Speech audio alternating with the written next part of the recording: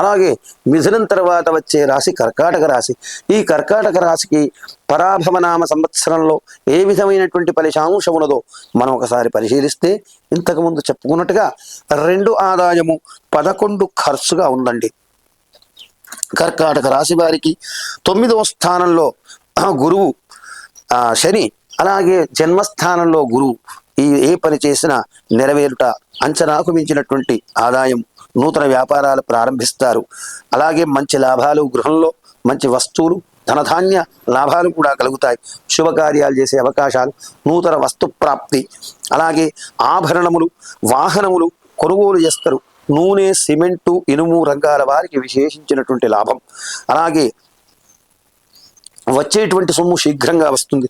విద్యార్థులకు మంచి ర్యాంకులు, పై చదువులకు విదేశాలకు వెళ్ళేటువంటి అవకాశము, అందరికీ ఆరోగ్యం, మనస్సులో ఆనందం కూడా ఉంటుంది.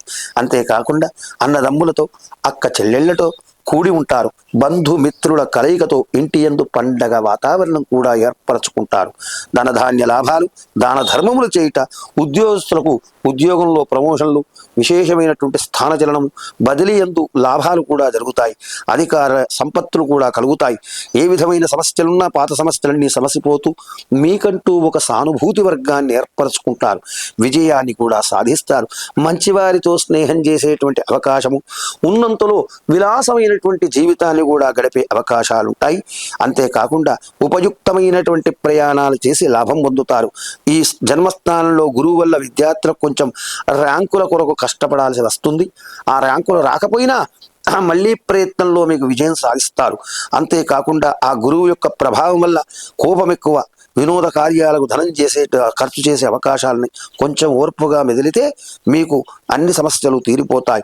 ఎక్కువ ప్రయాణాలు చేస్తారు. ఈ సంవత్సరం మీకు సహాయం చేస్తా అన్న వ్యక్తులు కొంతవరకు దూరం కావచ్చును. ఏదో రకమైన టెన్షన్ పడతారు. ఉద్యోగస్తులకు మానసిక బాధ ఉంటుంది. అసందర్భమైనటువంటి ప్రేలాపనలు చేస్తారు. అందుకని మీరు గురువుకు రాఘవేంద్ర స్వామి యొక్క అర్చన గాని, దత్తాత్రేయుని యొక్క అర్చన గాని చేసి రావి చెట్టు ప్రదక్షిణాలు చేయడం వలన, గురువారం ఉపవాసం ఉండడం వలన, రామరక్షా స్తోత్రం పఠించడం వల్ల గురువు యొక్క జన్మస్థాన గురువు బాధలు కూడా తొలగించుకుని కర్కాటక రాశి వారు సమున్నతమైనటువంటి ఫలితాన్ని పొంది పరమేశ్వరుని యొక్క అనుగ్రహాన్ని పొందుదురుగాక.